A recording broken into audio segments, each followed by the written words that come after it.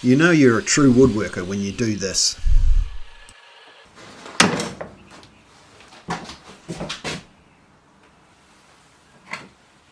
I should just throw it in the firewood, but no, I can still use this. This is a beautiful piece of wood. Yeah, no, I'll keep this. And gradually, by these decisions, we start accumulating a large pile of very short offcuts, with the thought in our head of, I'm sure I'll use you one day. So I come across on the interweb a coat rack. They call these piano coat racks, and I thought this would be ideal for using up those scraps. So follow along as we utilize those short offcuts and make a piano coat rack. Voila! Look at that! So it ain't going to take me long to find enough timber here to do the job, I think. There's plenty of short little offcuts that I haven't had the heart to throw out, and it should do the job of what we're looking to build. I'm pretty much making this up as I go along, so we'll figure it out as we get through the process. These will be the main pieces of the coat rack, and I'm thinking of making this piece of offcut 4x2 the main backboard. So the first thing I want to do with this is square it up and flatten it.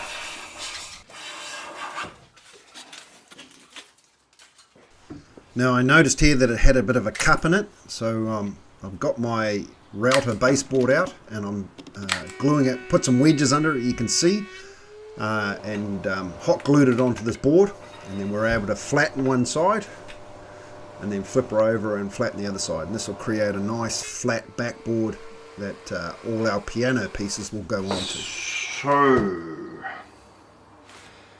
clean up some of these.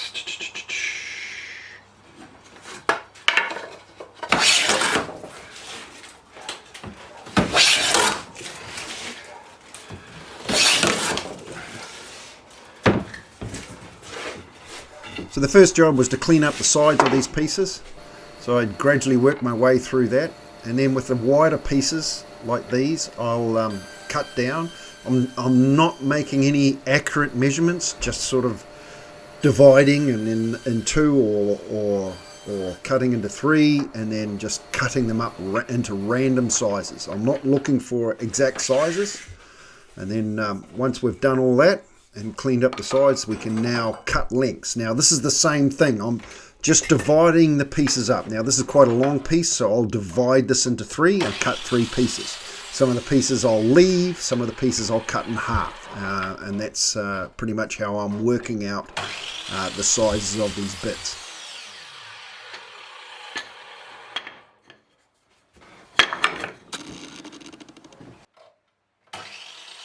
What I'm looking for is, once all these bits are together, it'll cover the whole length of our backboard, which we have now. Now what I'm doing is I'm randomly shuffling these, so it's just a random selection of different sizes and lengths and thicknesses.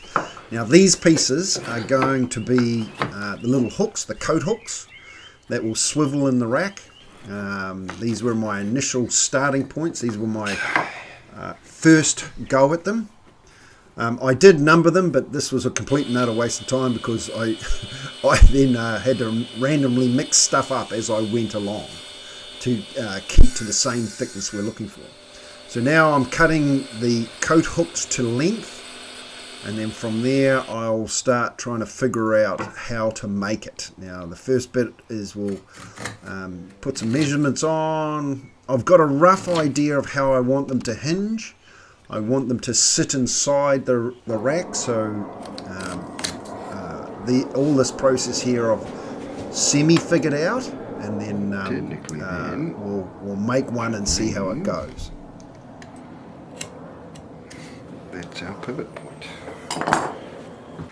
So I've had to do 4 prototypes. Almost, but was jamming. Holes too tight and a fault with the grain and it split. Still had, I still worried that it's going to split and fault through here, and it's not quite aligning and swiveling clean enough, and this one works. The hole alignment I put out, it still swivels nice. This sits flush up against the face of the backing block, and because the hole's offset out of this area here, I ain't going to have this problem of it splitting. So finally works, and we'll move ahead and cut the rest of them to that shape as well. Once I'd sorted the hook out, this is my little prototype jig that I figured out the hook. Now I realized at the back of this, when the hook swung, it actually swung beyond the back of the block, which means it wouldn't work once it's mounted on the wall. So you can see here I've marked the back of the block where it's swinging outside. So I'll take this over to the sander now and just sand it down to that line.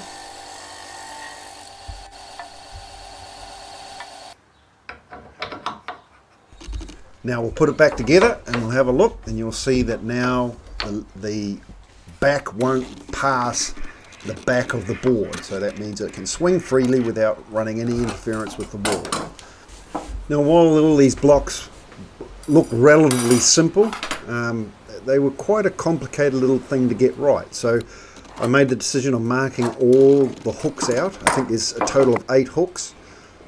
Once I've marked them all out, I know exactly what needs to be cut out and what needs to be drilled, and I can proceed confidently with cutting these out.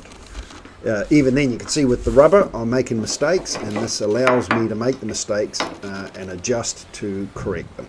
And that's us. Cool.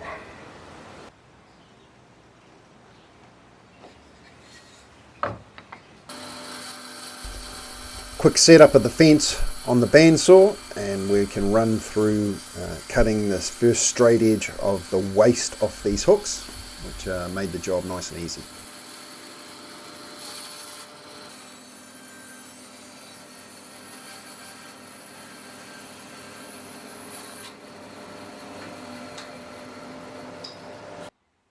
Set up a stop block on the drop saw here to cut the 45 at the back of the hook.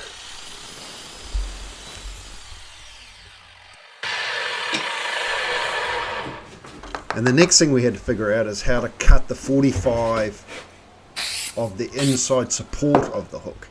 So this is my bandsaw sled that I built for the knife block build in my previous video. This is a good little kit, and then I glued a 45 block stop onto this, and using this I was able to line up the hangers and cut the 45 accurately. Worked really good, this.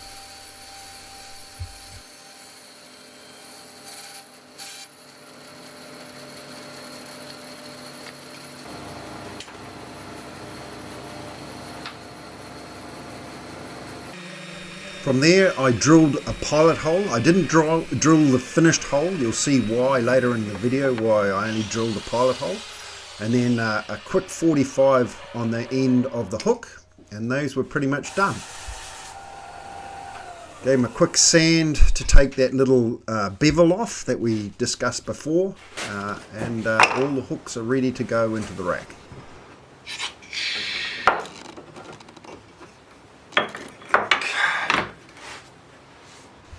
This is 10mm steel rod. These are what the hooks are going to pivot on, and these will be mounted into either side of the rack.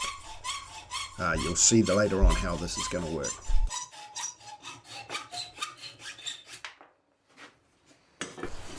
So it's time to start assembling. Bit of glue. I cut out a recess here. That I'm sort of working it out at the moment. I'm trying to figure out the process and the best way of doing this.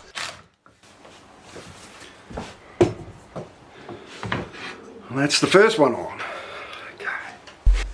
I realised that the pieces where the hooks are, once they're assembled, I won't be able to get into them. So I'm going to put some finish on them before I assemble them. This is just linseed oil, doesn't need to be a super finish. But you can see the pin rod going through the hook. That goes in one side, and then we can glue the other side in and screw that to the main support board.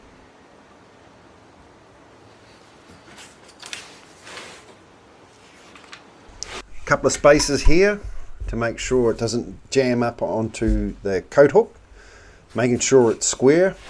I've got my thinking tongue out at the moment because I'm really trying to figure this out and try and work out the best process to do this.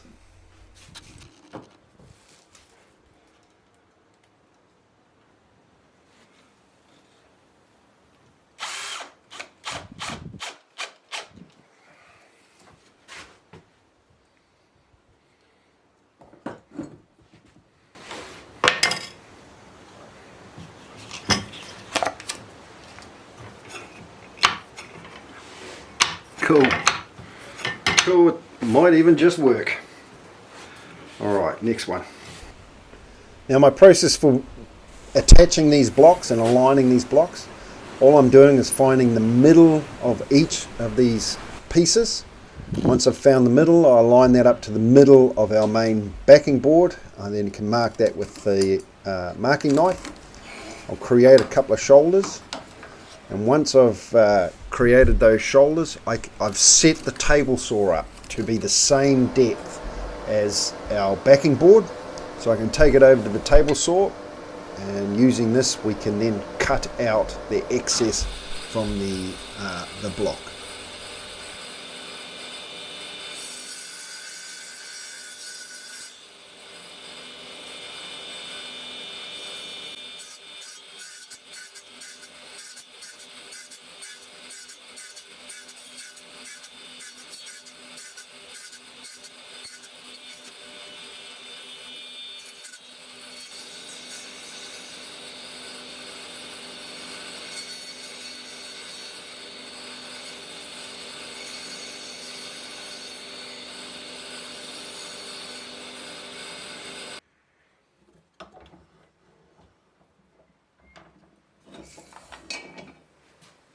Once that's done, we're going to clean the block up, clean the front face of the block, and then put some chamfers and that on it, and then we'll see how it fits.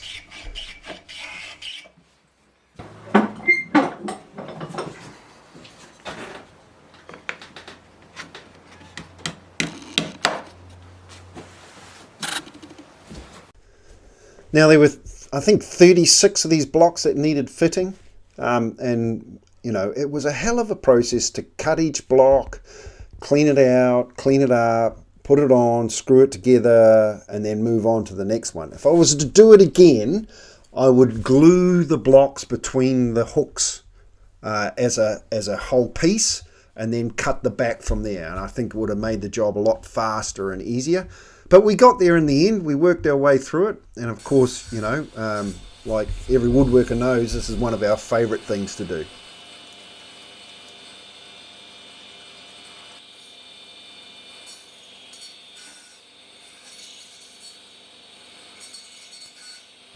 But I got into the rhythm and swing of things, and it processed relatively easily. Once I'd figured out the process, it worked out really good. So here we're going to put in one of the hooks. So this is one of the backing boards for the hook. The coat hook goes in. Now this is why I drilled the pilot hole and left it as a tiny hole. Using that pilot hole and having the hook in place, I then can now mark where the support hole has to go in the support block for the rod. Then I can do it on the other side here. I can mark that out, and once we have that identified, we can now drill the holes in it, knowing that it's all going to align. This is quite important, because if they didn't align, you couldn't fit them together. So we'll take these over to the drill press, and this is the other thing that we're going to do. We're only going to drill these ones 10 mil deep.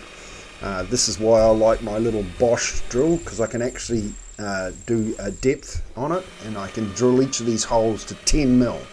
So that's why the rods are cut to a certain length, because they'll then sit inside those and lock the whole thing in quite nicely. Then after that, we'll drill the through hole on the hook, and we can then tidy all the pieces up. Of course, that just consists of one of my favourite tools, my little block plane. We'll clean up the face first, take any dings and marks off it, and then of course we'll put some big chamfers on the face.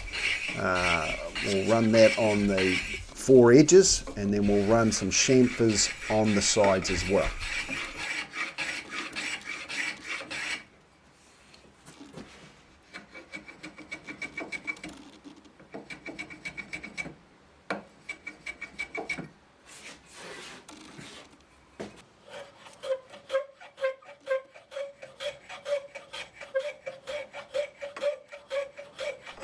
So you can see why this took so long.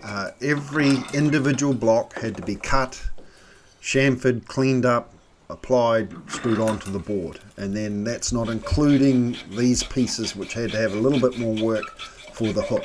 But in the end, they come out pretty good. I was very happy with them.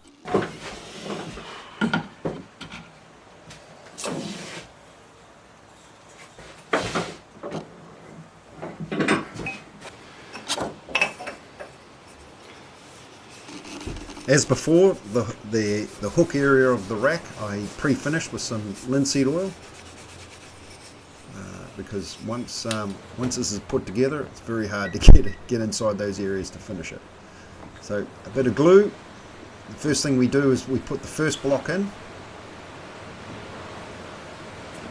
and we'll screw this into place with a couple of screws. The screws are only there really to hold it in place.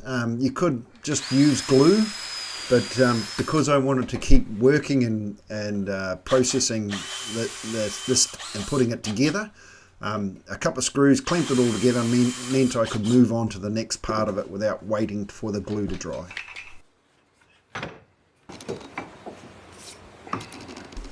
The pin then goes in with our hook. And then I made some, I adjusted my spaces. I made some bigger spaces, as you can see. This made the job a lot easier than my smaller ones. Once again, this is process improvement, improving the process as you move along. And then we get the last block, we get that on, and then we fit that into the pin. That's it.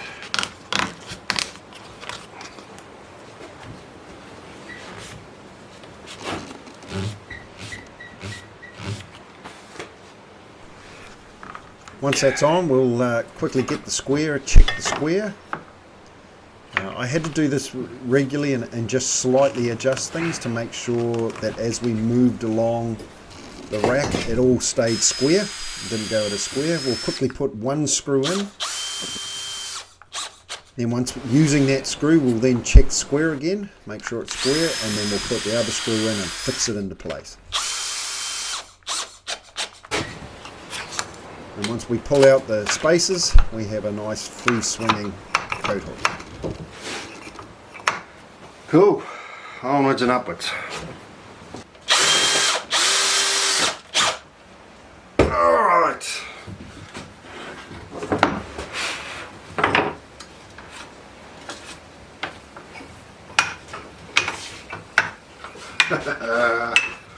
Boy, that took some work putting all that together.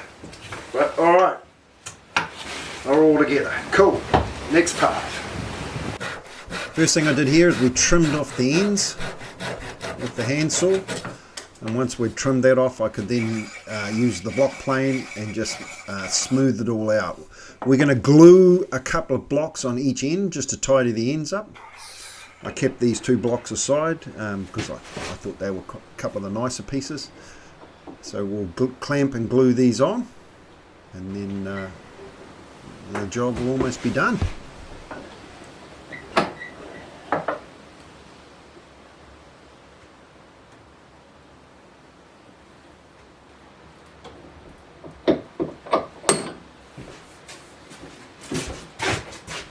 Cool.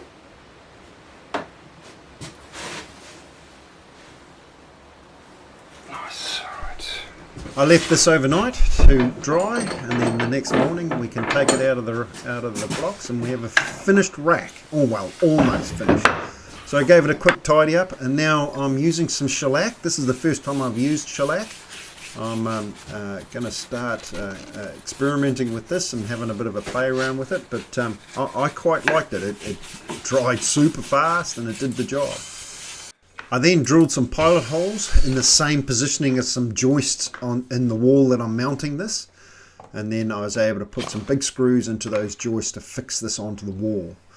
I countersunk the screws, and then I made a couple of plugs which I can then cover the screw heads up. These won't be glued in, so that if I ever want to remove the rack or shift it somewhere else, I can just pop the plug out, take the screws out, and then I can move the rack.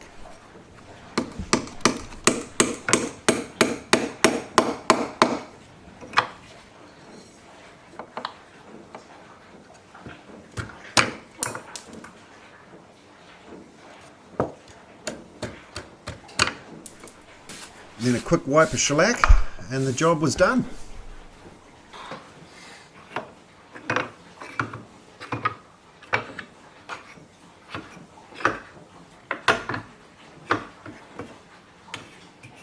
Cool. It is cool.